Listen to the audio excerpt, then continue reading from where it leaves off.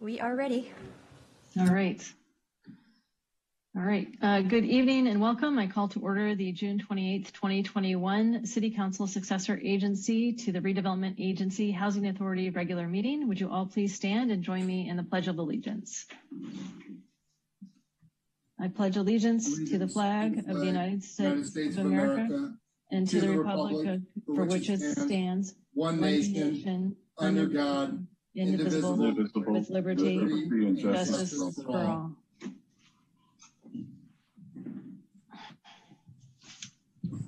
All right, thank you.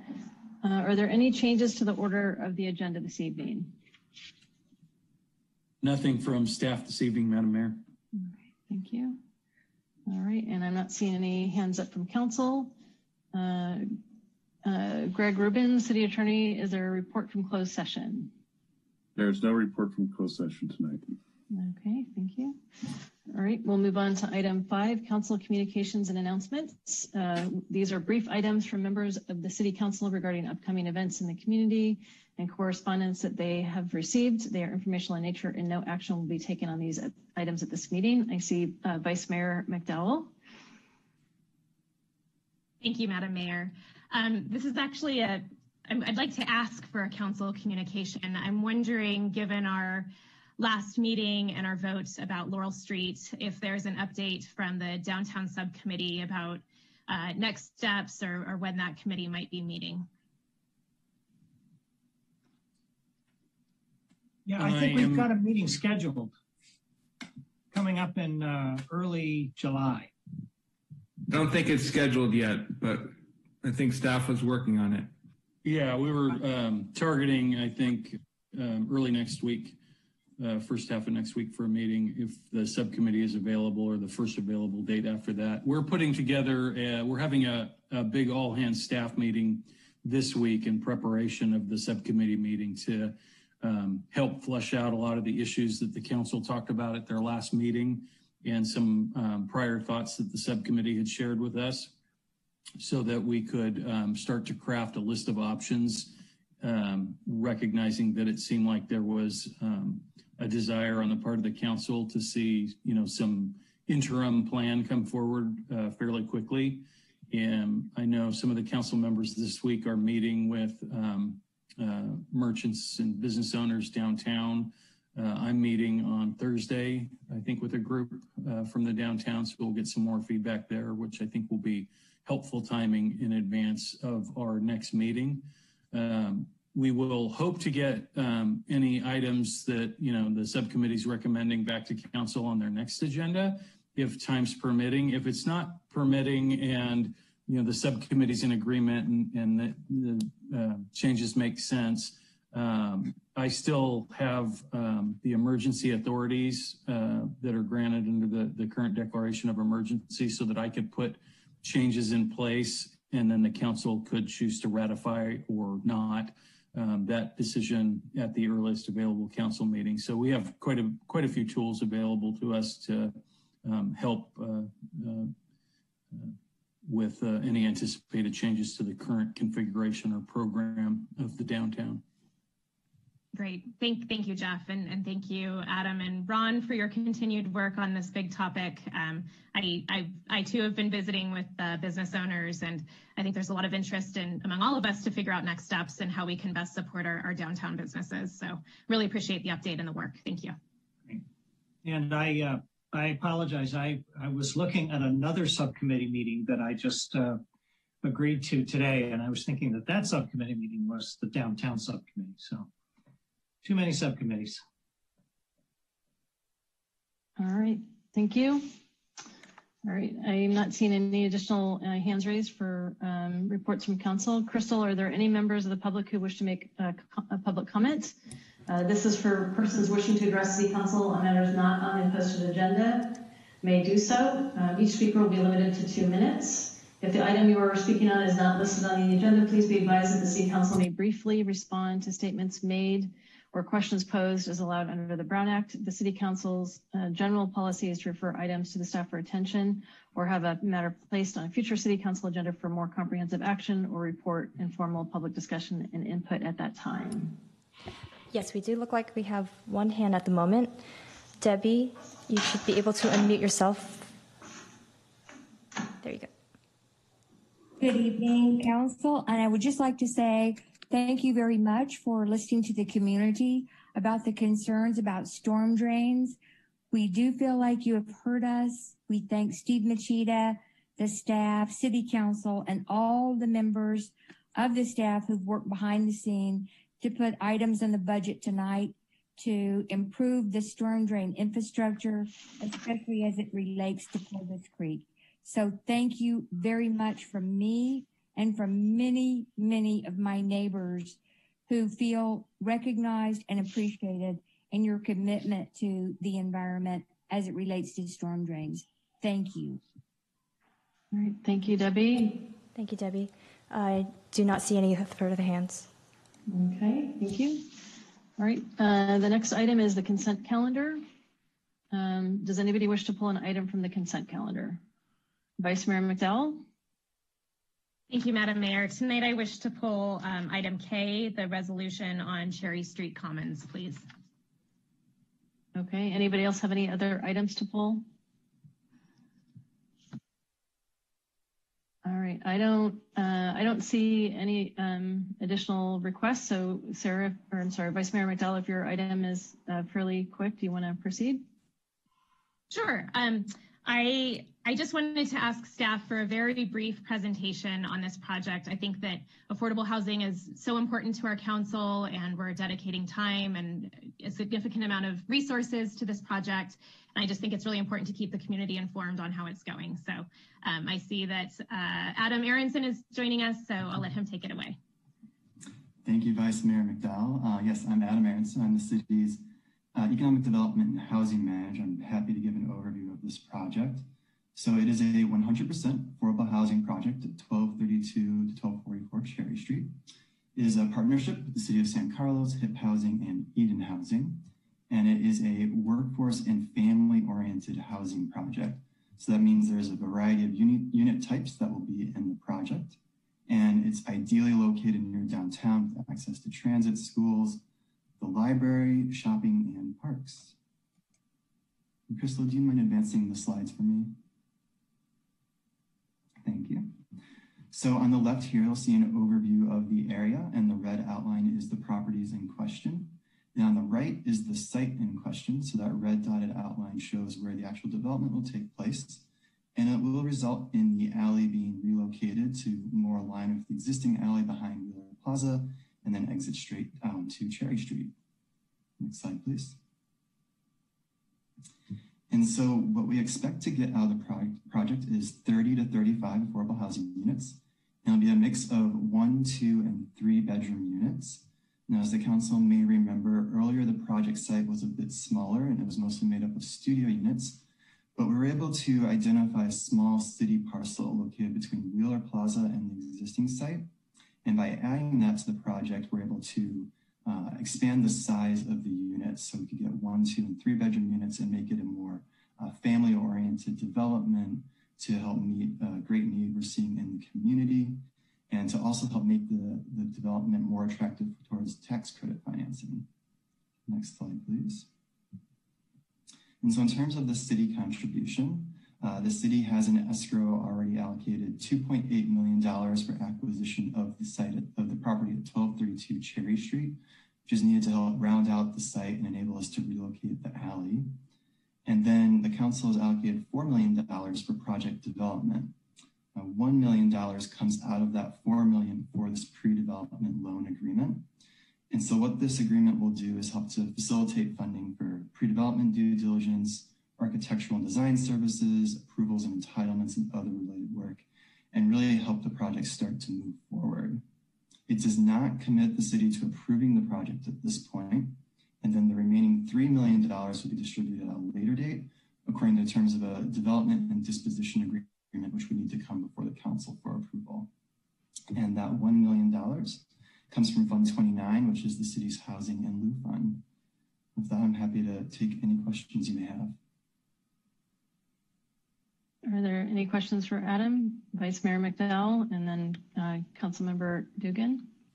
Thank you. Adam, just 2 quick questions. I just wanted to confirm that with the $1 million on our agenda tonight, that's a loan.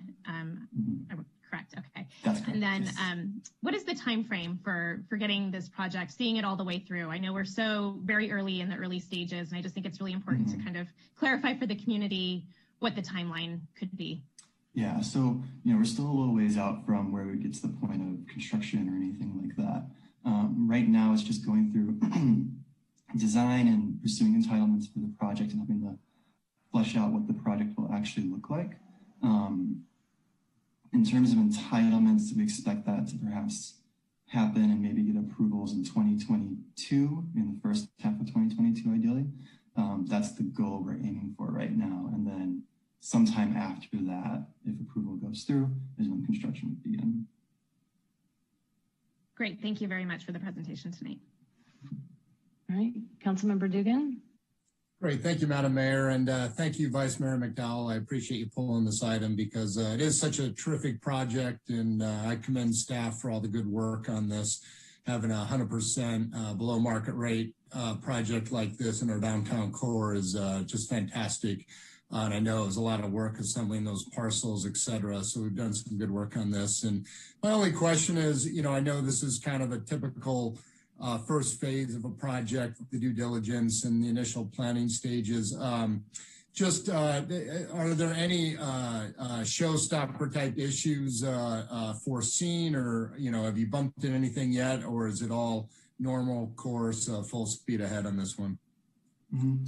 Yeah, so far everything's normal. The one thing that has delayed us slightly is we're waiting on a court date to determine the final purchase price of the property at 1232 Cherry Street, and there have been delays in the courts as a result of COVID. So we're kind of waiting to figure out when we'll get that date set and can finalize that price, which will be necessary before we can move to doing the DDA.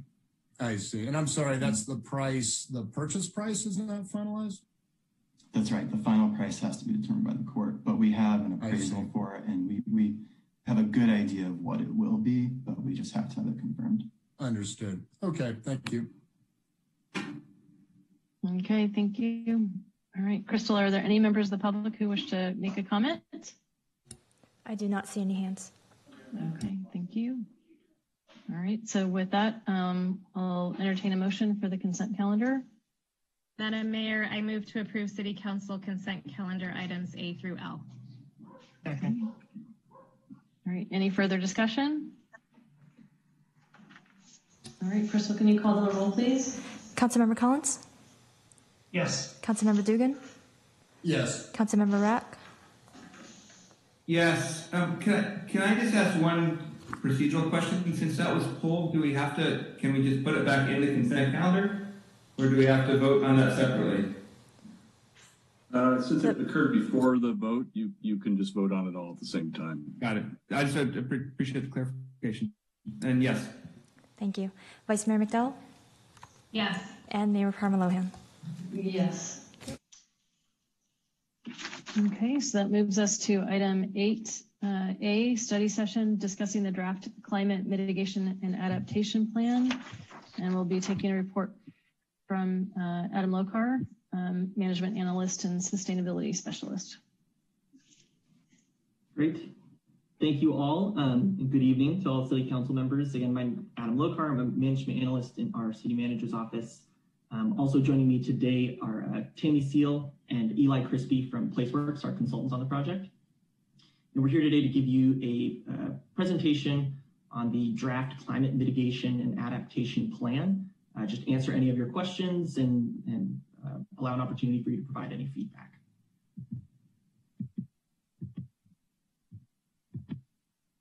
There we go. This is just a look at the project team. Rounding it down on the city side is Tara Peterson, our assistant city manager, and Cole McDonald.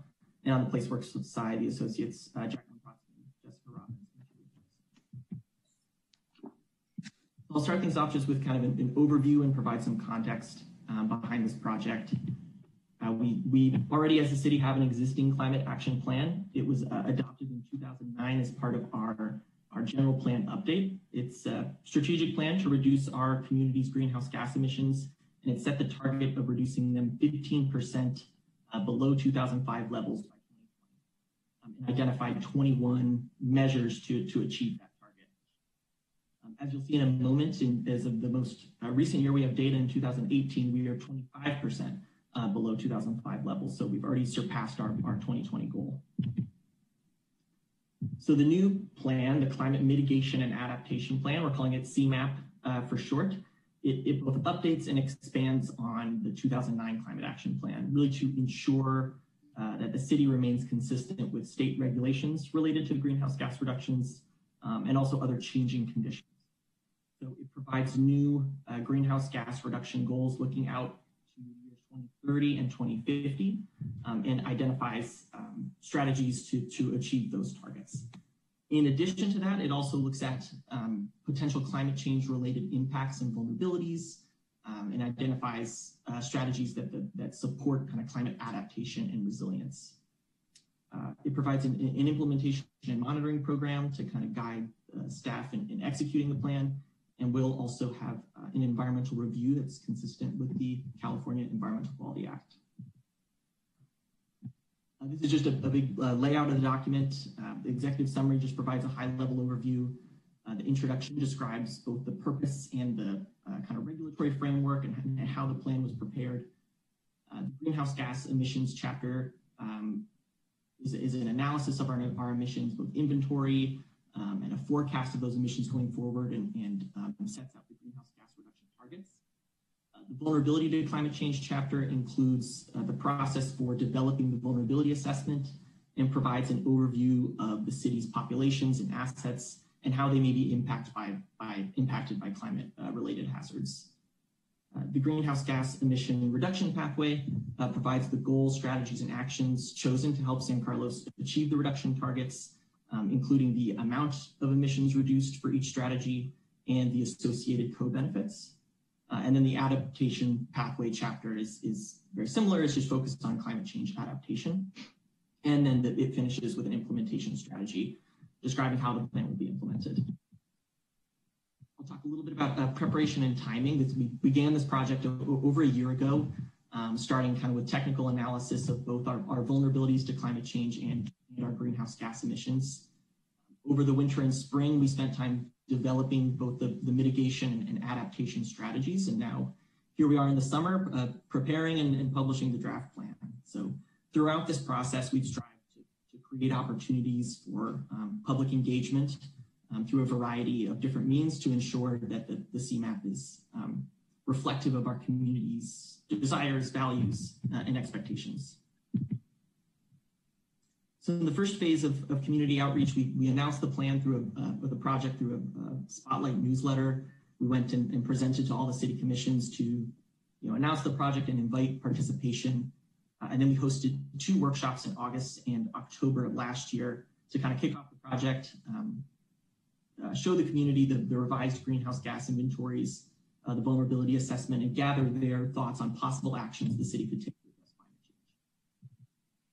We then took that feedback and crafted kind of high-level strategies, which then we took back to the community in February of this year with a third workshop to get their input on those strategies. It was also at this time that we engaged with different stakeholder groups like representatives from the business community, from local environmental groups, and also key partner agencies that will be assisting us in implementing this plan. We also met as city staff and again presented to all the city commissions to provide feedback on the draft strategies. And phase 3 is where we find ourselves here tonight. We have developed and released the public review draft CMAP. We'll be accepting public comment on this through July, at which point we're intending to go to the Planning Commission to make a formal recommendation before returning to City Council later this summer for possible adoption. With that, I'm going to hand things off to Eli Crispy to talk a little bit more about the actual components of the plan. Thank you, Adam. Thank you, council members. As Adam mentioned, I will begin with going through some of the technical components of the CMAP. Oops, looks like you closed it and let me pull it up again.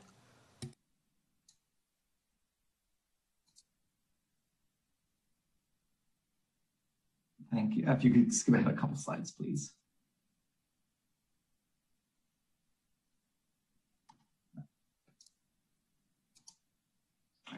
So the vulnerability assessment describes how climate-related hazards like drought and sea level rise are expected to change. So we'll begin with the vulnerability assessment. It identifies, as Adam mentioned, people and assets that are most at risk of climate-related hazards and how susceptible they are. And this is really building on a lot of existing work that has been completed over the past 2 years, and it ties into the city's ongoing general plan update. So it will inform the safety element component of that process. There are areas of San Carlos that are at specific risk of individual hazards. Certainly areas near the shoreline are at risk of sea level rise, and that includes some of the areas that have seen a lot of new business development lately. It is possible that without action, some of those areas could be permanently underwater in the latter half of the century. Areas along the creeks, and especially in the low-lying areas south of downtown, face an elevated risk of flooding, while neighborhoods closer to the hills have a higher risk of wildfires. And certainly there are some hazards like extreme heat and drought that may affect all parts of the city more or less equally. So the CMAP itself goes into much greater detail about the vulnerability assessment, but it is worth calling out a few of the specific findings. So we found that an increase in extreme heat days, along with increases in air pollution from more wildfire activity, is likely to create higher health risks for many different populations, and that includes senior citizens, persons with disabilities, younger children, persons with chronic health conditions, and a number of others. Many population groups, especially those with limited mobility, are likely to face challenges during evacuation events, and those types of events may become more frequent. And the vulnerability assessment also found potential disruptions to the energy network, and that can occur from wildfire, extreme heat, and severe weather events. So that's a quick overview of the background of the climate adaptation side of things, and I'll now talk about the greenhouse gas components in the CMAP. So a greenhouse gas inventory is part of the foundational work of the CMAP, and this is an assessment of the greenhouse gas emissions that are attributed to San Carlos. In the CMAP, we look at both the emissions from the entire community, residents, businesses, visitors, and so on, as well as those from the operations of the city government. So the CMAP looks at emissions as far back as 2005 in the case of the community and 2015 in the case of city operations, and charts how emissions have changed since then. This goes into a little more detail about what is included in the two different inventories.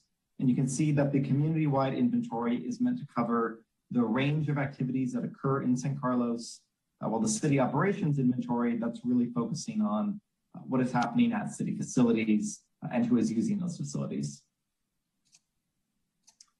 So here are the results of the community-wide greenhouse gas emissions from 2005 to 2018. As Adam mentioned, they are, as of 2018, 25% below 2005 levels. So they have gone down pretty consistently. Transportation, that's the green bar in this chart, that is the largest source of greenhouse gas emissions in all years, followed by residential and non-residential energy use, which are represented by the orange and the red bars near the bottom. Once we assess the historic greenhouse gas emissions, we can then project what those emissions will be like in the future. So we start by assuming that no action is taken to reduce greenhouse gas emissions. So as the population grows, as the economy grows, greenhouse gas emissions increase. Next, we consider the benefits of existing state programs and how those play a part in reducing future emissions. And lastly, we look at the benefits of existing local and regional programs on top of that, and we get a sense of what greenhouse gas emissions would be like if existing things were carried forward, but if the CMAP were not in place. So here are the results of that analysis. And you can see that without any existing programs at any level, emissions in San Carlos grow as the population grows. That's the top row in this table. Once state programs are factored in, the emissions are fairly steady out to 2050. And then when local programs such as PCE are factored in, emissions start to decline. So by 2030 and 2050, emissions are a little bit below where they were in 2018.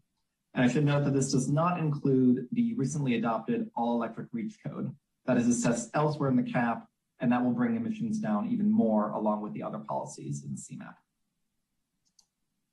Here's a larger list of some of the actions that San Carlos has taken from the existing CAP to help reduce greenhouse gas emissions so far. As we just showed, these are likely to continue reducing greenhouse gas emissions in the future, and these have helped to play a foundation in developing some of the new greenhouse gas reduction strategies that are in the CMAP.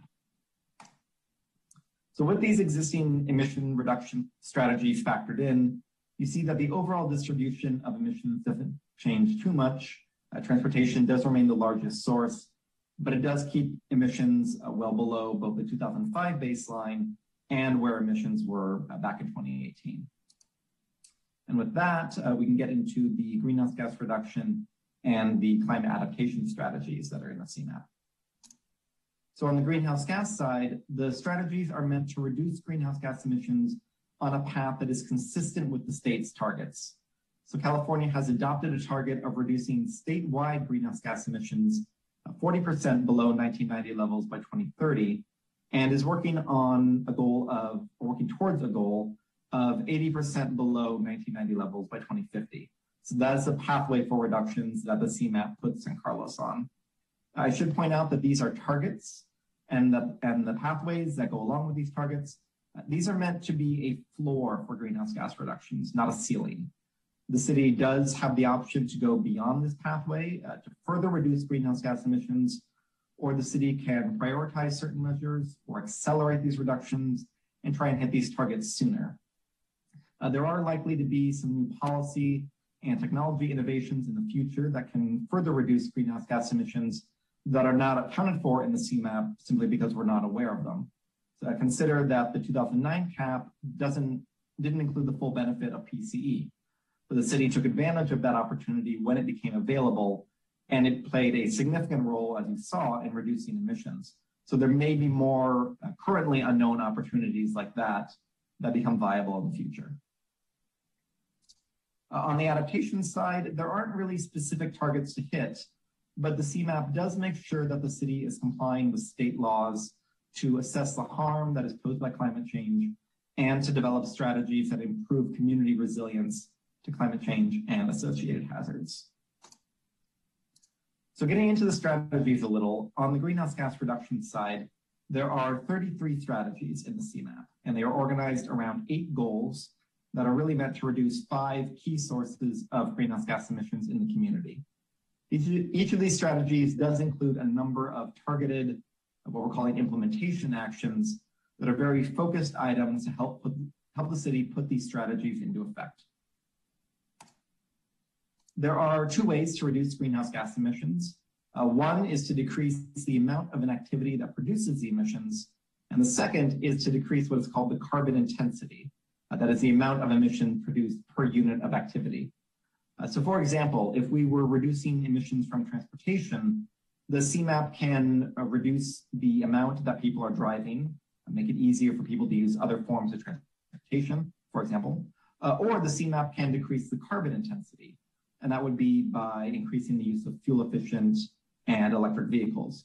So the CMAP is leveraging both of these strategies wherever possible. To walk you through some of the sectors in the CMAP and the associated policies, I want to start with the energy side of things. So recall that energy is one of the major sources of greenhouse gas emissions, and emissions from electricity have dropped 75% from 2005 to 2018, and that is largely thanks to PCE and the clean sources of electricity that it provides. Natural gas emissions have also declined since 2005. There is a much smaller amount of decrease since there isn't really an available clean source of natural gas the way that there is with electricity. But the new all-electric REACH code will certainly help to reduce these emissions in the future. Looking at some of the energy-focused strategies in the CMAP, you can see that it includes energy efficiency, renewable energy, decreases in natural gas use, and improving the resilience of the energy system to help protect against power outages. And that includes providing more resilience against the public safety power shutoff events, the PSPSs. On the transportation side, there was more traffic on the road in San Carlos in 2018 than there was in 2005. I'm sure that's not a surprise to anyone. But thanks to cleaner vehicles, emissions from transportation actually fell 14% over that period. So even though more people were driving, there were more cars on the road, total transportation emissions were down, largely because of cleaner cars. So the CMAP builds on existing efforts and new state-level activities to bring these emissions down even more. The CMAP is meant to make it easier for residents and visitors and employees to use walking and biking and micromobility as ways to get around. The CMAP supports increased use of mass transit.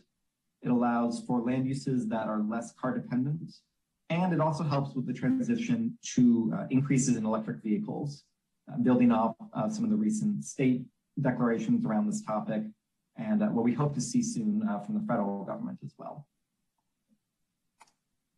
Water, wastewater, off-road equipment, solid waste, these are smaller sources of greenhouse gas emissions, but still worth addressing in the CMAP. And I want to point out that emissions from many of these sources were lower in 2018 than they had been in previous years, and that is despite the city's population growth. So the strategies associated with waste are not only about improving composting and recycling and keeping waste out of landfills, as important as that is, but they also are meant to promote a transition away from disposable items and towards more reuse and repair so that there is less waste being produced in the community in the first place. There are also a number of strategies around water efficiency and supporting cleaner construction and cleaner landscaping equipment. So when we add up the combined benefits of all these strategies, that is what you see here. Given the levels of implementation that are assumed in the CMAP, there is a pathway for San Carlos to reduce greenhouse gas emissions 41% below 1990 levels by 2030 and 84% below 1990 levels by 2050. So that exceeds the reduction pathways set by the state. Again, the city does have the option to go farther or can accelerate this pathway if desired, but the city is on track to go beyond what the state has currently set for itself. On the adaptation side, the adaptation strategies are really meant to respond to some of the specific findings in the vulnerability assessment. That includes findings that specific hazards, such as extreme heat days, are likely to occur more frequently. There is likely to be an increase in regional wildfire activity, and of course, the rising bay levels. The adaptation strategies in the CMAP address the full range of climate change related hazards that are assessed, but they do focus on some of the issues of greatest concern. So this includes new education and awareness programs, increased community services, especially for vulnerable persons. There are recommendations for capital improvements, and there is also an effort to support more regional collaboration to address a lot of these issues in partnership with neighboring communities, with San Mateo County, and with the Bay Area region as a whole, since these hazards, of course, do not simply stop at San Carlos's borders. So tonight, we are asking that the council look at the components of the draft CMAP and provide any feedback, and that the council recommends that the CMAP come back for adoption following a public review period. Following tonight's hearing, the project team will take and address any public comment that we receive. The CMAP will go to Planning Commission for a recommendation later on, and then we'll return to the council hopefully for approval. And I recognize that that was a lot of information all at once, but that is the end of our presentation, and we would certainly be happy to answer any questions that you may have. So thank you. Thank you, Eli. Thank you, Adam. Any questions from council? All right, Vice Mayor McDowell. Thank you, Madam Mayor, and thank you, Eli, for the great presentation. I wanted to start my questions by just saying a big thank you to everyone who worked on this plan. It's really incredible the amount of work and detail that is included. And I also want to send my appreciations to the community for all of the stakeholder engagement that happened, that fed into this process, workshops and surveys. It was all just really, really helpful information. So thank you. I have 3 questions and then I'll defer to my colleagues, but I might have a few more after everyone has had a chance to participate. My first question is Table 9 on page 30 lists San Carlos demographic projections, and it notes that jobs in 2020 are listed at 19,480, while in 2030 jobs are listed at 19,830, which is an increase of only 350 jobs. And that doesn't seem to me like a realistic projection given all the development that we know is coming to the east side. So I'm wondering your perspective on that. Yeah, absolutely. Thank you for pointing that out. What is happening there is you see sort of a mix of 2 different sources that had to be used. The 2018 numbers are based on data from the U.S. Census and the California Economic Development Department. The future projections are using recent projections from the Association of Bay Area Governments. I would point out that even though the 2020 number is quite close to 2030, if you compare the 2018 to 2030 growth, it is close to 4,000 new jobs being added. So basically what happened is the Association of Bay Area Governments had assumed a larger jump in growth from, say, 5 or 10 years ago to 2020, and then smaller growth out beyond 2030. And I think what we're seeing right now is perhaps a bit more of a delayed growth. So I think rather than looking at 2020 to 2030, if you look at 2018 to 2030, that should provide a more realistic view of the types of job growth that is anticipated in the CMAP. And I think that more closely matches the types of job growth that has been seen in the community. Okay, that's only an increase of 3,000 jobs, and I think that we're looking at significantly more. So I would probably just ask staff to maybe put an asterisk by those numbers and I don't know, somehow refer to our East Side vision plan and the amount of jobs that we're expecting. I just don't feel like those numbers are accurate.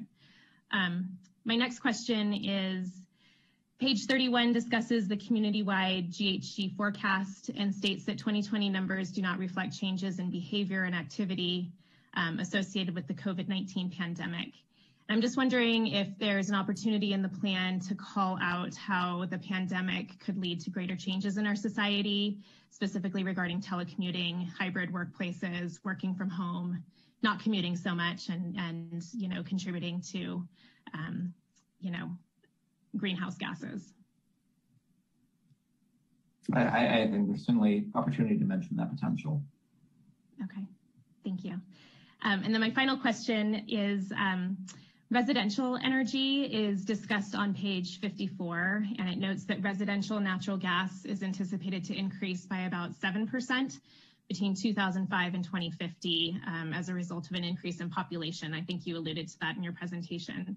But it also says without factoring in amendments to the San Carlos building code that require most new buildings not to use natural gas. And so you mentioned that REACH codes are talked about in the plan, but I'm a little confused on why our REACH codes weren't factored into the natural gas increases that are anticipated. This work was done before the REACH code was adopted. So it wasn't treated, the REACH code was not treated as an existing activity at the time this work was prepared. So that is why it is assessed separately as one of the strategies and was not considered an existing action. Assessing it as a strategy also allowed for more detail around some of the implementation actions, which are meant to ensure that the REACH code is not only receives proper education and awareness in the community, but that the CMAP directs there to be a pathway for the REACH code to be updated and readopted on a regular cycle to help maintain those emissions. So we wanted to kind of give it the highlight and the prominence that it deserved, which is why it's treated separately as a strategy. And I guess it's too late in the process to go back and try and edit those numbers to see what would be a more realistic expectation now that we have the REACH code? Well, the reductions from the REACH code are indicated in chapter 4 of the CMAP, I believe. Okay, I'll go back and check that out. I'll defer to my colleagues now. Thank you very much for your answers. Thank you. Councilmember Dugan. Yeah, thank you, Madam Mayor. And yeah, thank you for this report, staff and PlaceWorks, and appreciate all the community outreach. Very thorough, very extensive, kind of my first time really looking at kind of the full width of what as a municipality we can consider around climate action, which I'll save my comments on the importance of what we're doing here for later in discussion. But a couple of brief questions. First, you know, kind of glad to see, obviously, our steady reductions in greenhouse gas emissions. And just, you know, how do I come to understand that as far as, you know, obviously we're not out there measuring that. How are those things estimated? And, you know, how accurate is that really? Can we really hang our hat on those estimates? And, you know, kind of how do you guys, like, what's the degree of confidence I can put in estimates like that? We are fairly confident in these numbers. You know, we do follow all of the guidance and the best practices that are endorsed by the state of California that are recommended for use by local governments.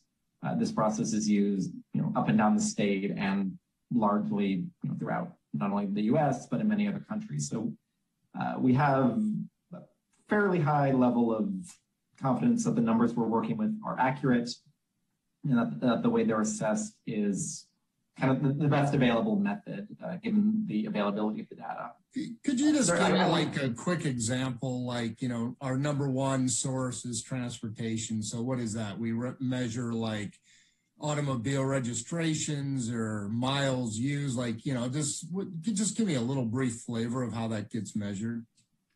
Certainly. So in the case that you gave with the transportation, there is a traffic model for San Mateo County and for, well, there's one for the entire Bay Area, but there's also one for San Mateo County.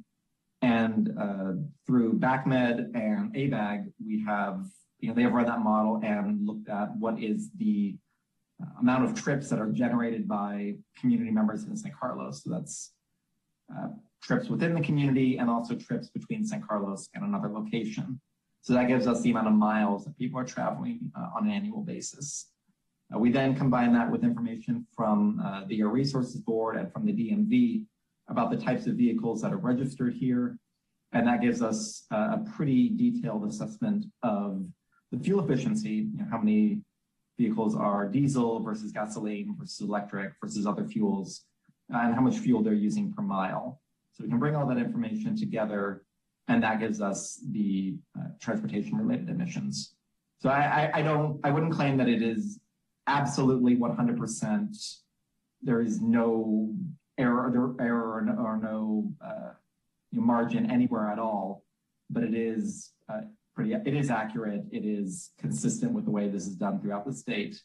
And we are, as I said, pretty confident in these numbers. Okay. No, thank you. I appreciate that color. And, you know, and what I most appreciate is that, you know, all that thorough analysis boils down to, you know, 10 goals and 45 stated strategies. And some of those, you know, it felt like we could really sink our teeth into. But I was curious, is that list as presented, is that prioritized in any way? You know, is there any way as policymakers we should be thinking about how to prioritize those, or, you know, how do we go about digesting that? Because it's pretty hard to keep 45 things in mind simultaneously. Mm-hmm. It is not currently prioritized. I would certainly defer to, you know, city staff and to you and other decision makers on how it should be prioritized. What we've tried to do is lay out the information that can support making those decisions, the level of reductions that are achieved, some estimates around you know, what it would take as far as cost or other resources, funding that might be available, partner agencies, and so on. So we're just trying to provide the tools and the information, and then we hope that the city will go through that prioritization process kind of as the time and as the resources become available.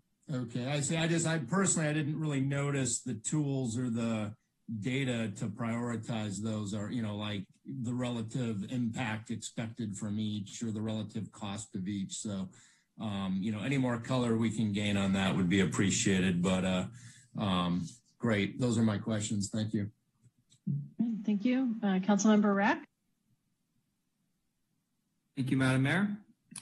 I just also want to thank staff, Adam and Tara and Eli, for all the great work on this and all the community input. I think that's fantastic, and it's wonderful to see so much coming together here. I had a couple kind of comments / questions. I just want to reiterate what the Vice Mayor mentioned in terms of the growth in jobs. And you know, we're looking at significant footprint in terms of commercial development and you know, making sure that we're capturing that when we're thinking about the reduction. I know the REACH codes will have some impact on that because we covered commercial development for that. But I guess my question is, and I didn't see it in the set of goals, is, you know, is there a way to capture, you know, maybe some recommendations or that staff, and we look at maybe in terms of some of the building codes and zoning codes, that we try to do more around electric vehicles, around transportation. I know there's sort of transportation demand is in there, but some more specifics around the commercial development, given that I think that's,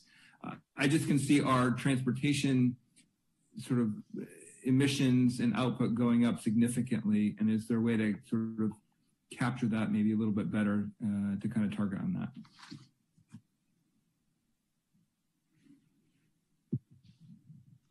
I'll say that, yeah, there is the transportation demand management strategies in the plan, and there are other strategies aimed at encouraging kind of alternative forms of transportation and transitioning to electric vehicles. I'll say too that there are avenues through building code amendments like we adopted with the REACH code that require increased level of electric vehicle charging infrastructure for new commercial development as well, so that if people are driving to work, they have the opportunity to charge when they're there, that are included and explored in this plan. So. And have we talked at all about, thank you, Adam, for that clarification on that, things like bike share and other rideshare program, sort of bike share specifically? We don't have that in the city in San Carlos, and sort of the potential impact for that. I don't remember that being part of the bicycle master plan, but something I wanted to just sort of ask about.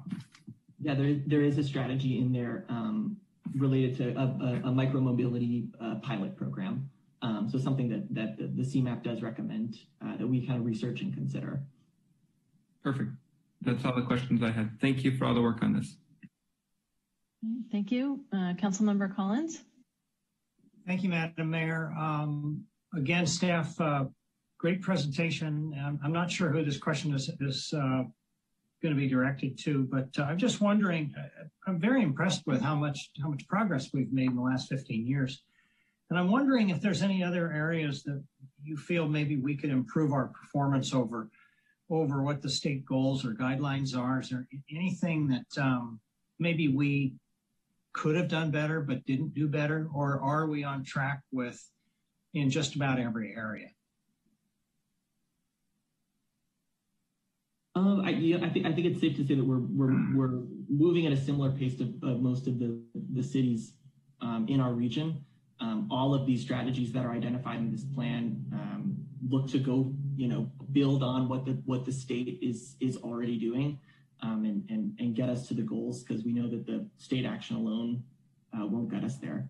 But I don't have any specifics in mind for things that we would have done differently. That's right. I wasn't expecting that you might have. Just, it was sort of a general question to see if there anything you felt, maybe we had not reached our goal.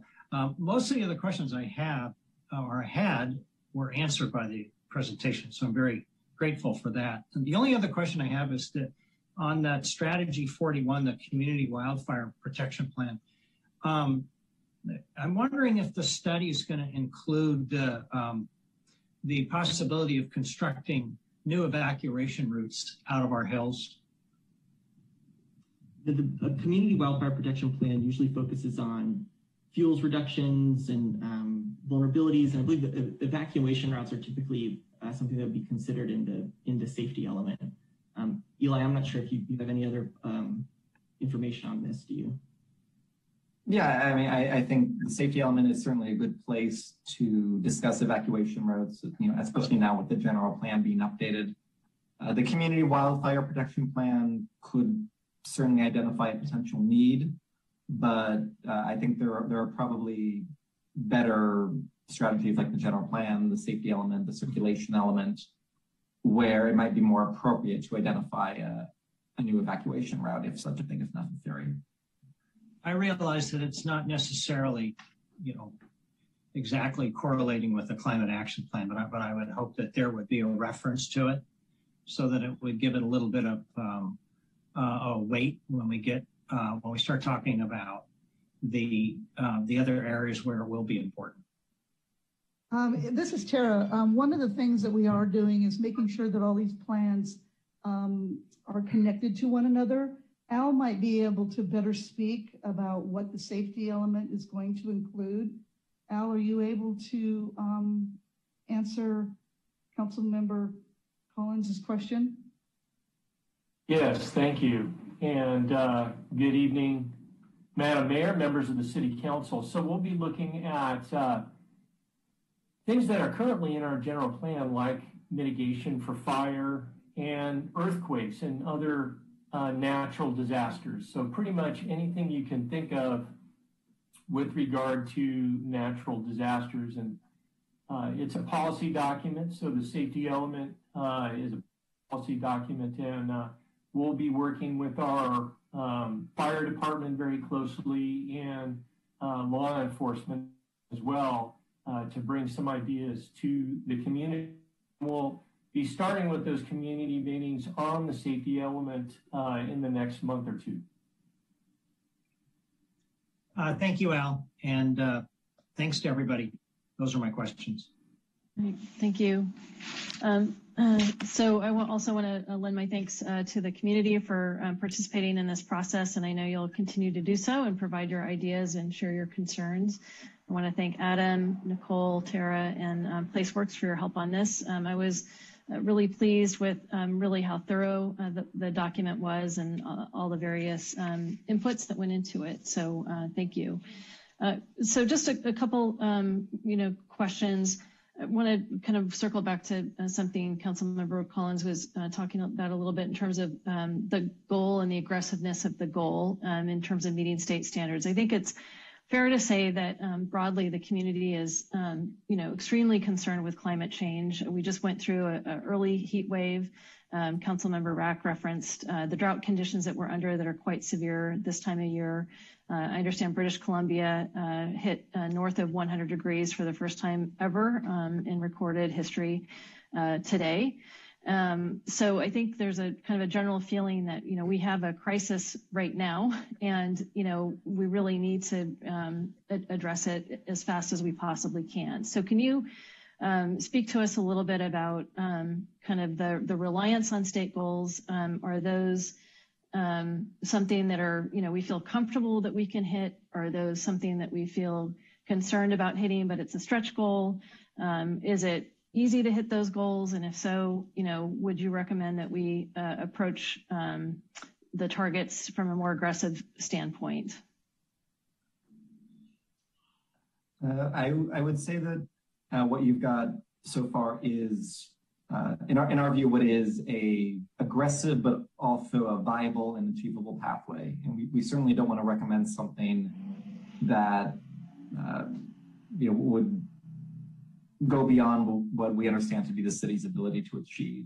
We recognize that doesn't do anyone a whole lot of good. So we have tried to lay out a pathway that meets and slightly exceeds the state goals, which are themselves quite aggressive, and do so in a way that is consistent with with the values and with the direction of the community members, and we think is consistent with the resources that are available to the community. Certainly, if a more aggressive target or if a more accelerated target is something that was desired, there are ways to achieve that. It would depend on whether the funding to do that would be available, and if the community was sort of ready, if you will, to commit to those more aggressive reductions. So we have, we've looked at what that might take, and the effort would be quite substantial. Okay, thank you. All right, and then kind of a couple more questions. So getting with respect to that sense of urgency, I think there's also a feeling that, it might be helpful if we were to have more regular conversations about this and discussion points. So Adam, right now we have pretty much on the docket that we have a check-in once a year on this. What might be the possibility for us to have more regular updates on our progress to goal and target here? We defer to Jeff or Tara maybe on this question about procedure here on checking in. Yeah, sure. This is Tara. We would, anytime there was any progress to be made, we will go ahead and add something into the council newsletter. So it could be much more often than even monthly, but we would want to make sure something had happened and not just waste the council's time or the community's time with things that are potential or that are in the works, but we really want to be showing progress. Mm-hmm. Okay, all right, thank you. All right, and then the other feedback that I've received from the community is around the levee. So there's an effort underway, One Shoreline, which is taking a look initially at the Foster City, San Mateo area up north towards SFO around increasing the height of the levee. And I noticed, Adam, in one of the graphs that you showed that there is a portion of San Carlos that where there's a levee that is kind of vulnerable, I guess. And so I'm just wondering kind of where are we in the process as the city of San Carlos in participating in increasing the height of the levee to address bay level rise? And I see, Jeff, you have your video on, so I'm assuming you might want to address this question. Yeah, thank you, Madam Mayor. This is an issue that's sort of long standing in San Carlos, as well as our neighboring communities. So this is not a new issue for us. I think it's a good issue because it helps paint the picture that things like the CMAP help nurture our other plans in guiding documents like the general plan and its various elements, as well as our strategic plan and our budgeting process. And over time, certain things just become part of our operating day to day. They sink below the water line and just become a normal, no pun intended there. They become part of our normal thinking and operations. And the levee is one of those. We've raised the levee before in our history. And in fact, in the not too distant history, we've raised the levee. And what we do, because we have such a small linear footage, I think it's around 500 feet of levee of a system that obviously, is many tens of thousands of feet on our side of the bay long. We're a very small player. So we participate in the regional dialogue around it, but really what we look to is our neighbors on to either side of us on the bay, Redwood City and San Mateo and Foster City in those areas, for what they're doing with levee projects, and then we piggyback on them. So we'll include our segment as part of their project and work out an agreement with those agencies to pay for our linear footage. It makes the project bigger, more cost competitive when it goes out for bid, makes the project and maintaining the levees more competitive, more affordable for the taxpayers. But unlike some of our neighbors, because it's such a small project for us, it's not really been something that we needed to do a lot of long range planning for, to be sure that we had the financial resources in place to be able to take on a large scale project. This really falls more in line with a lot of just the annual maintenance projects that we tend to do in the city. It's not a small number, but it's not a big number by any stretch either.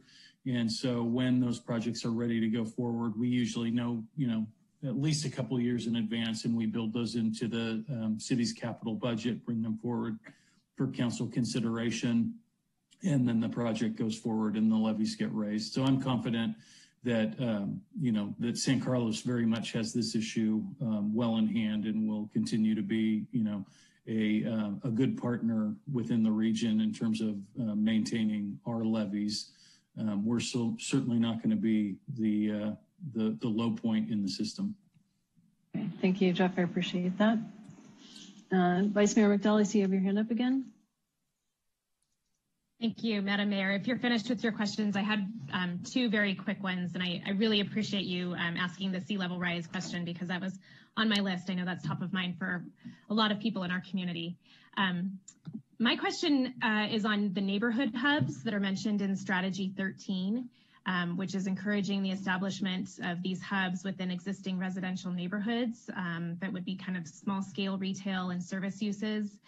And I'm having a hard time envisioning what that would look like in San Carlos. So I'm wondering if you could just paint a little color on that. The only place that I could really imagine it happening is if the Black Mountain property turns into some kind of a neighborhood. So just curious about that. Hi, this is Tara. I think Al would be most suited to answer that question.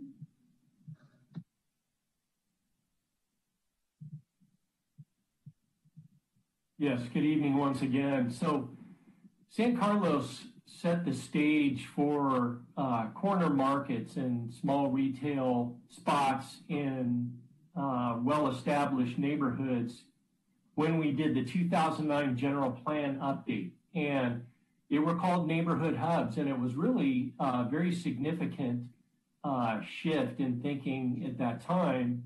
And the community supported the idea of, even in, again, these single family residential neighborhoods, well established, to say, there could be a parcel on the corner that might have a small market like the one we have in the Devonshire area.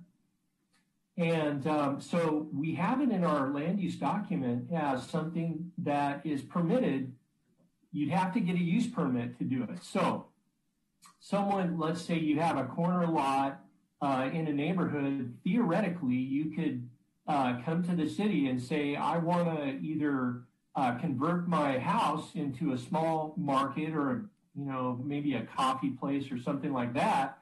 And you'd go to the planning commission and you'd have a hearing, and there would be consideration of a use permit. And they would consider things like where people would park and any mitigations to the neighborhood. So we set the stage with that a number of years ago, but as you can imagine, it might be somewhat of a challenge to actually go ahead and do that. Okay. Adam, I'm sorry, Adam, Okay. was there anything else to add to that? I don't, but if there's other questions, I'd be happy to answer them.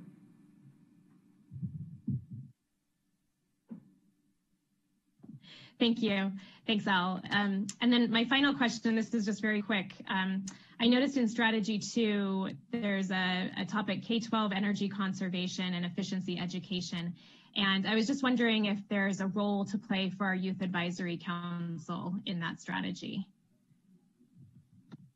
Absolutely, I think there is, and we did present to the Youth Advisory Council to get their thoughts on this, as youth are inherently a stakeholder when it comes to climate change, and I think there definitely is a role. We also, just as a side note, we presented to a high school green team as well to get their thoughts on some of these strategies, and I'm really excited about them as well. But we definitely see education as a key component to implementing this plan. That's great. Thank you, Madam Mayor. Thank you. All right, I'm not seeing any additional hands from council. So Crystal, are there any members of the public who wish to comment on this item? Yes, I see one hand at the moment. 2 hands now. First up is Ellen Jacobs-Dooley. You should be able to unmute. Okay, can you hear me? Yes, thank you. Oh, great. Thank you. Thank you so much, Mayor Palmer Lohan and City Council members. I am so grateful to the seriousness and urgency with which you're tackling this problem. And it's so deep and so involved and so complex that I really want to thank you for all the time and energy you're putting into understanding and trying to figure out a way out of this or a way through this. I'm representing Citizens Climate Lobby. We have 69 San Carlins in our San Mateo County chapter. And just briefly, Citizens Climate Lobby is a nonprofit, nonpartisan organization. We have like 185,000 supporters across the country in every congressional district. And one of the things that I'm asking of the council tonight is to consider taking action at the national level. And what I mean by that is endorsing a bill that's in Congress right now that our Congresswoman Jackie Speer has co-sponsored, called the Energy Innovation and Carbon Dividend Act. Basically, it's a carbon pricing bill, and it would charge polluters a fee based on the carbon emissions content, and it would, the revenue that was collected from that would go to American households. So there would be no growth in government. It is a very people-friendly, health-friendly, climate-friendly policy that really needs to be part of a climate package. And city councils around the country are endorsing this. Chambers of Commerce, and lots of entities that I couldn't, too many to name here. So my question is, my request is to have you pass a resolution to endorse HR 2307 and send a letter to Representative Speer, thanking her for her co-sponsorship and leadership on this issue in Congress, because we need to mitigate the carbon emissions from the source, as well as all the great work that we're doing here locally. Thank you very much. Thank you, Ellen. Thank you, Ellen. Next up, we have former council member and mayor Mark Olbert. You should be able to unmute. Hey, I figured out how to unmute, Crystal. Thank you. Thank you. Good evening, Mayor Palmer Lohan, Vice Mayor McDowell and other council members. Thank you for taking time for my comment. Before I get to it, I will just mention in passing that if those job projection numbers that were used in the analysis actually hold true, somebody had better contact all of the people doing major developments in San Carlos right now and tell their accountants to start writing off all the assets they're investing in, because obviously there'll be no people working in them. So I hope that's something that can be adjusted before the plan gets finalized. The main thing I wanted to point out is it's interesting that in my review of the plan, there was one word even that I did not see mentioned at all, which actually I think potentially has a huge impact on being able to make a significant change, and that's housing. A major source, if not the major source of greenhouse gas emissions in the United States is transportation, and a big part of that is people commuting to and from work. You put jobs closer to where people live, and you cut that down significantly. You also have a lot of other benefits as well, like improving traffic patterns and removing traffic density. So I hope that that's something that the council will consider adding to the plan, because housing is a critical issue on many fronts, and it's yet another critical issue in greenhouse gas emission reduction. And it's also something that, frankly, I think could get broad-based community support behind, precisely because, as Mayor Parmer-Lohan pointed out, there is such extreme urgency in people's minds about doing something about the greenhouse gas crisis that we've created for ourselves. So thank you very much for taking my comment, and good luck with the rest of your meeting. Thank you. Thank you, Mark. Thank you, Mark. The last speaker we have is Suzanne Emerson. Have I managed to unmute myself? Yes, thank you. Great, thank you. I'm happy to see that council and staff have put so much work into this draft CMAP. I'm happy to see that individual elements are assigned to different city departments to track and be responsible for. And I like that it includes annual reporting on status of implementation. There are a couple things that I'd like to point out. There was discussion earlier about the goal. Palo Alto's goal is 80% below 1990 levels by 2030 instead of the goal that's listed here of that level by 2050. Menlo Park has a very aggressive goal of zero carbon by 2030. I would like to see us aiming for something more than just the state minimum. Many of the individual goals are not quantifiable with measurable metrics. So when we're saying coordinate or encourage without any indication of what the goal is for those individual elements, it's unclear to me how we would know at an annual report whether or not the city is on track for any of the individual elements or on track as a whole until we do a whole nother greenhouse gas quantification. And the other thing I would like to point out is that although there is an element here talking about a capital improvement plan for increasing energy efficiency, there is no discussion of how to get the city facilities themselves off of burning gas. We should be changing that to say that by 2022, the city should develop a capital project list and funding strategy to transition city facilities from mixed fuel to all electric by 2030. Thank you for all your work on this. I will provide some written comments with additional details as well. Thank you. Thank you, Suzanne. Thank you, Suzanne. Oh, and we do have one more hand, David Crabb. You should be able to unmute. Yes, good evening, all. Hi. Do you hear me? Yes, thank you. Yes, I sent you a letter. I know a couple of you read it because you already responded back to me. Thank you. The main essence of that letter was really to, this report is really a good report. They cover a lot of things, but it's big. It's a lot of pages, 300 and some odd pages, a lot of detail in there, and we can get lost in the weeds in terms of what is going to really make the impact and what isn't. And I really urge you to try to prioritize that list a lot more specifically than it is now to the things that are going to make the biggest difference in this whole thing. I remember when Menlo Park was doing their climate change document, they ended up, I believe, with like 10 major elements of that they were going to emphasize. There was more to it than that, but the point was to prioritize the things that they thought were most going to be most successful and most beneficial to the whole thing.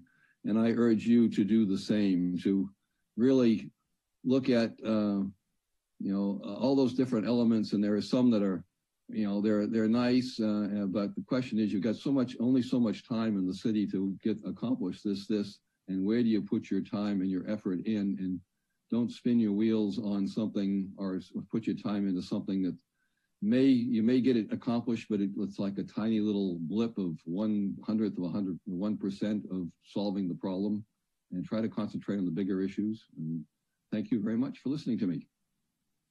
Thank you, David. Thank you, David. And those are all our hands. Thank you. All right. Thank you. All right. So at this time, we'll open it up for discussion.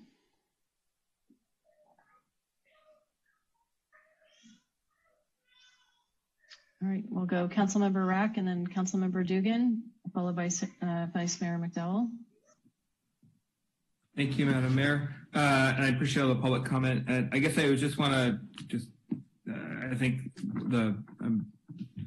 as I mentioned earlier, I think just a couple of the items that I think we should make sure we consider is some of the larger development on the east side and the job projections to make sure we're accurate around things. And I just would like to kind of get some thoughts from the staff or in terms of what former Mayor Olbert said about housing, and also any kind of strategy around city buildings or any kind of changes in solar. I think it's something we've looked at before, and it's sort of a little bit challenging because of the makeup of the buildings. But just want to understand if there's any other thought around that. But other than that, I appreciate the work on that and looking forward to the next steps in the process. Thank you. Councilmember Dugan. Was that a question, Adam? Or I did have just a question about the housing piece and the city sort of buildings and how we can move towards more electrification. But if Adam or someone else can answer that. Yeah. On the housing side of things, I think with this coinciding with the housing element update, I think we look for that process to go as it's going and really have the discussion around adding housing in the community. On the city facility side, yes, there are strategies that we list in the plan about increasing solar in our community, including that on city facilities. We have done feasibility studies for solar and solar battery backup on a few city facilities. I'm familiar with one at the youth center in particular. So it's something that's being considered and thought about and talked about as part of this effort. Great, thank you. All right, thank you. Councilmember Dugan. Yeah, thank you, Madam Mayor. And I'll just say, this is such an important topic. Obviously, so many people in our community are concerned about it, and I hear a lot of concern from my colleagues as well. I'll just say, it's coming home to roost. We're feeling it in climate change, even here with our great climate in San Carlos. Recent heat waves. We've lived in San Carlos, the Dugan family, for 20 years now, and we just pulled the trigger on air conditioning, which probably won't help. That'll consume additional energy. So as this thing runs away from us, it just gets worse. Also investing in air filters. We've had some horrible smoke days in our community. So I think, we all are awake to this issue and whatever we can do. So that means we got to, and I know this was a very detailed plan. A lot of work went into it. A lot of kind of standard metrics and how this is done has been applied to this. And there's a great place for that. But we can't miss the elephant in the room here, which is San Carlos is at a major inflection point. I think our former mayor, Mark Olbert, pointed that out well. I heard some of my colleagues point it out as well. Obviously the job projection is way off in this report. And we really need to be looking at this all through the lens of the fact that we're more than doubling the commercial development in our community over the next 5 to 10 years. Could be up to 3 million square feet of additional space. That needs to be a hard assumption. We know that's coming, and we need to use this lens to help inform our thinking around that. That is a very major transition for our community, and that can be done a number of ways. We can do it the old-fashioned way and end up with a bunch of offices that sit by themselves and people have to drive in from far away every day and drive back. where we can do that in a more balanced way with housing incorporated and a mixed use context. So we're minimizing travel and trip and really reducing the environmental impact of that significant new development coming. So I really do want to see this report better informed by what we know is coming down the pike, so that as policymakers, we can really use that to help us inform this major changes that are coming to the east side of our community. So I do want to really emphasize that, because there are some good goals in this. I didn't see any particular way to prioritize my thinking on it. I mean, personally, I think as we inform our thinking about the east side, that probably will be, the best use of our time as a council to prioritize our thinking on the east side through this environmental lens. But that's just a guess. I would like this report to help me think through that. So with the 10 goals and the 45 stated strategies, I really would like some help. Which of those will have the greatest impacts?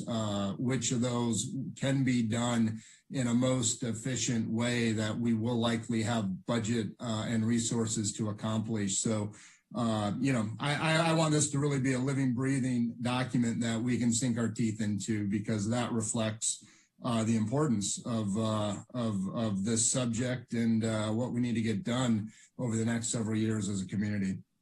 So that's my kind of broad brush input on this. But in general, really great. We're tackling it. And it encourages me that as a council, it feels like we're all unanimous in how serious we're taking this issue. So that hardens me, and I'm glad to be part of this process. Thank you, Councilmember Dugan. Vice Mayor McDowell. Thank you, Madam Mayor. Great comments, John. I just wanted to thank you for saying that. I have a couple comments, and then I'll wrap up. But I do think that there's a public education component here that hasn't been touched on yet tonight.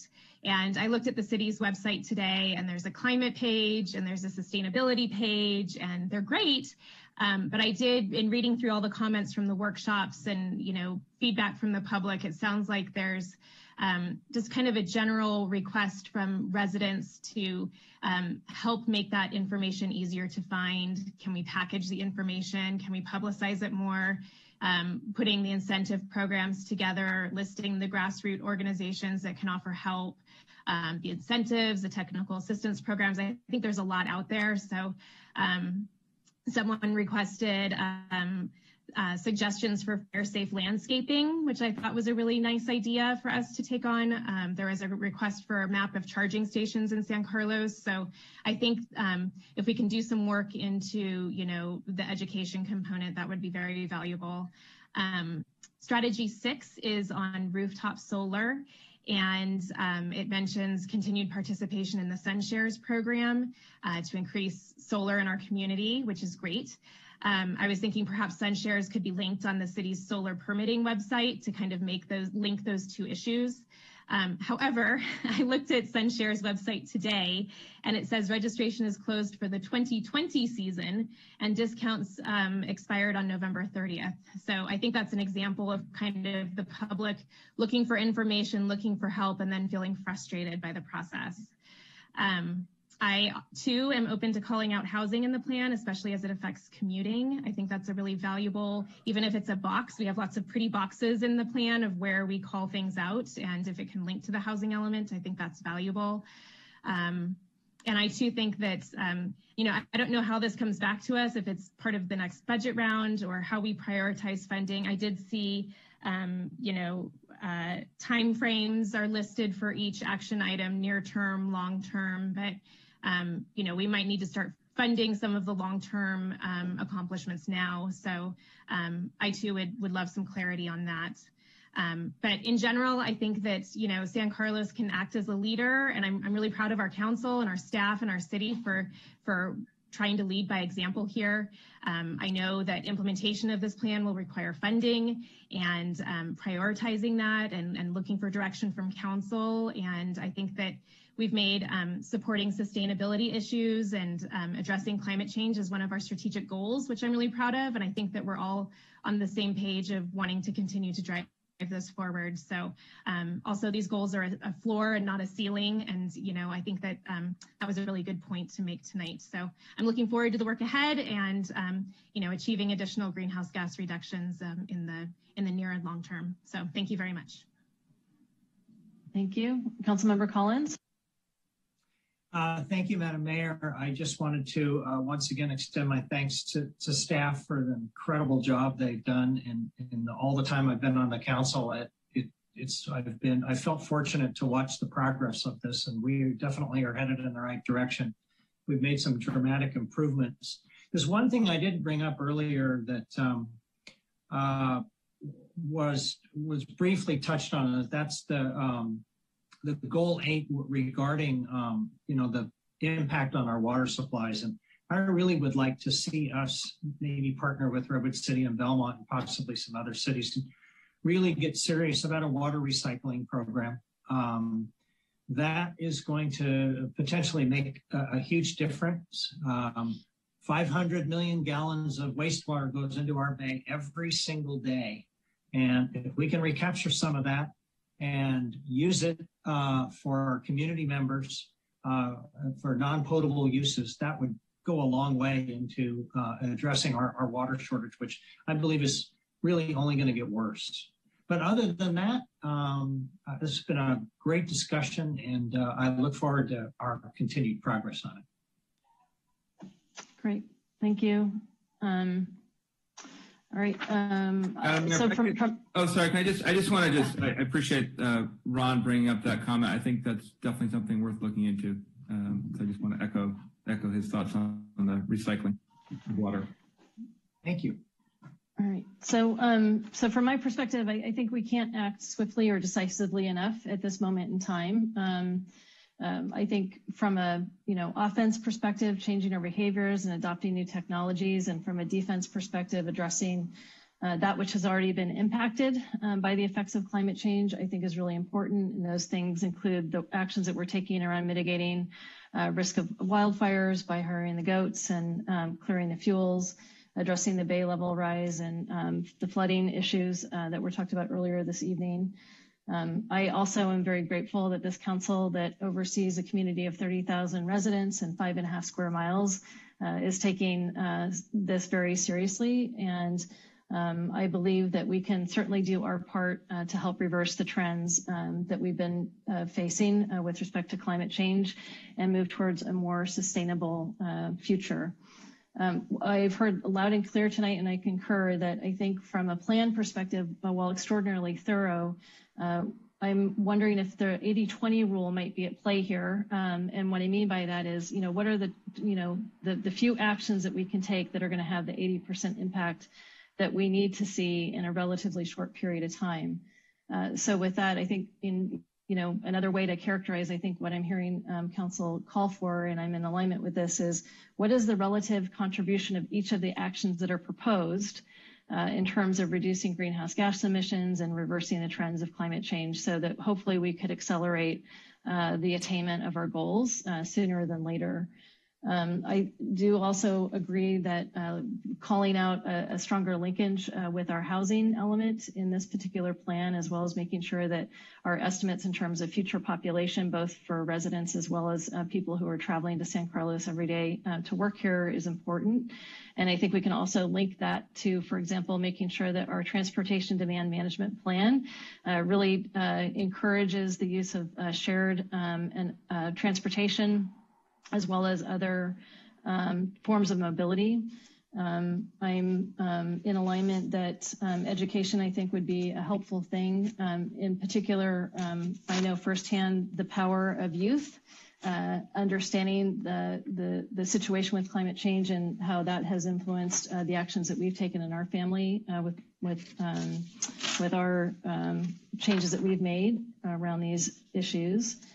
There are things that we've already talked about as council that we want to see.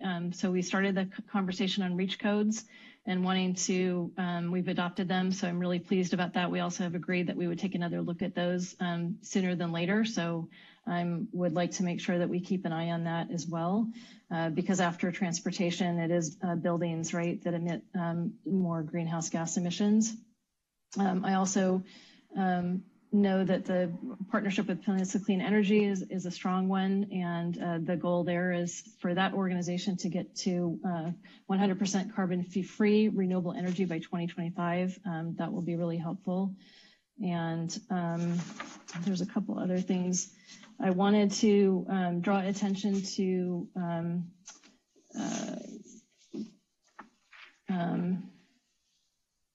the recommendation that we endorse HR 2307. So for future, if the council would be willing to entertain that, we did share our support of that effort when it came to us a couple of years ago. It would be nice to revisit that, just to send an indication to Congresswoman Spira that we're in alignment with that approach, that we're supportive of that. And I do like, Tara, your suggestion that we get regular updates through the council newsletters. I think, to Vice Mayor McDowell's suggestion in terms of community education, that a constant source of information would be really helpful. I'd also like to suggest that we take a look too at, I think under Goal 7, Strategy 2026, there's some efforts that we can do there as well with respect to single-use plastics in restaurants, and making sure that a question is asked about whether or not a patron really wants to utilize those utensils. I got some takeout the other day and they were automatically put in the bag, and I was at home, so I didn't need them. So I think there's just simple, thoughtful actions that we can take. But again, I think that the big message that I'm hearing is, let's make sure that where we put our precious resources, time and energy, that we make sure that that the relative contribution of those actions has a significant impact on our intended goals. So, all right. Are there any additional comments or discussion before we move on to the next item? No, I just wanted to take a second to thank you very much for all of your insight. We will be taking all of these comments and incorporating it into the final draft for you to look at. Right now, we're scheduled to bring it back to council on the 23rd of August. So we hope to see you then with a plan that you're ready to approve. Thank you. Great, thank you. All right. All right, so the next item is new business consideration, item 9A, consideration of adopting a resolution, adopting the amended salary and benefit resolution for the management group for the period July 1 through July 30, 2023.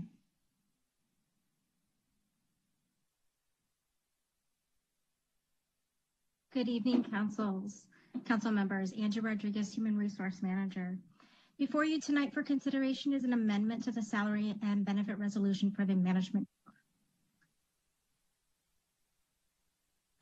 The amended provision of the resolution include a 2-year term beginning July 1st, 2021 and ending June 30th, 2023. There's a cost of living adjustment of 3% for each year, and an optional vacation cash out provision that allows employees to make an irrevocable election to sell back up to 40 hours of vacation time. This resolution also contains a restoration of 2 benefits that were eliminated last fiscal year as a cost-saving measure in consideration of revenue losses as a result of the COVID-19 pandemic. Those benefits include the lifting of a 2-year vacation accrual cap that allows employees to have their excess vacation accrual liquidated by monetary payment. And lastly, a deferred compensation dollar for dollar match to a maximum of $400 per month. The additional estimated cost per the provisions just described are approximately $275,800 in the first year and $341,900 in the second year. I'd also note at this time, for the record, that the cost of living adjustment also applies to the city manager and the city attorney's employment agreement. And with that, I'll answer any questions that you may have. Thank you, Angie. Any questions for Angie?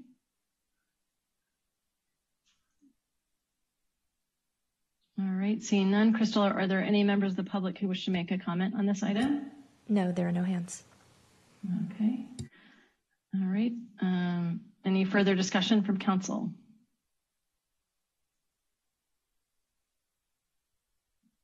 Okay. I'd be willing to entertain a motion for this item. Madam Mayor, I'll move to adopt resolution 2021-61. 61, a resolution of the City Council of the City of San Carlos adopting the amended salary and benefit resolution for the management group for the period July 1st, 2021 through June 30th, 2023. Second. All right. I have Collins is making the motion and Rack is seconding it. Any further discussion? All right. Crystal, can you please call the roll? Vice Mayor McDowell? Yes. Councilmember Collins? Yes. Councilmember Dugan? Yes. Councilmember Rack? Yes. And Mayor Parmer-Lohan? Yes. All right, we'll move to new business item 9B, consideration of adopting a resolution, adopting the amended salary and benefit resolution for the confidential group for the period July 1st, 2021 through June 30th, 2022. Okay, that would be me again. So before you tonight is for consideration is an amendment to the salary and benefit resolution for the confidential group. The proposed changes for the confidential group is very similar to that for the management group. It is a 2-year term beginning July 1st, 2021 and ending June 30th, 2023. A 3% cost of living adjustment for each year, an optional vacation cash out provision that allows employees to make an irrevocable election to sell back to the city up to 40 hours of their accumulated vacation. Next slide. And similar to the management group, this resolution also contains a restoration of 2 benefits that were eliminated last fiscal year. They include the lifting of the 2-year vacation accrual cap that allows employees to have their excess vacation accruals liquidated.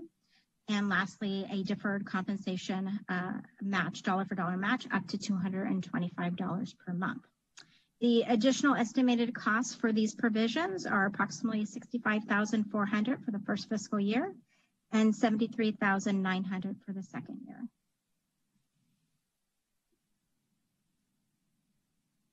And I'm available for any questions you may have. All right. Does anyone have any questions on this item? Crystal, are there any members of the public who wish to make a comment? No, there are no hands. All right. Any further discussion? All right. Crystal, could you please call the roll? Oh, Madam Mayor, I move to adopt resolution 2021-62. A resolution of the City Council of the City of San Carlos adopting the amended salary and benefit resolution for the confidential group for the period July 1st, 2021 through June 30th, 2023. I'll second that. Okay, so moved by Rack, seconded by Councilmember Dugan. Any further discussion? All right, Crystal, can you please call the roll? Okay, Councilmember Dugan? Yes. Councilmember Rack? Yes. Vice Mayor McDowell? Yes. Councilmember Collins? Yes. And Mayor Parmer-Lohan? Yes. Okay. All right. Thank you. Thank you for that, Angie. So we'll move on to item 10, agenda setting. There is nothing listed on the agenda tonight for future discussion. Are there any items council members wish to bring up for future consideration?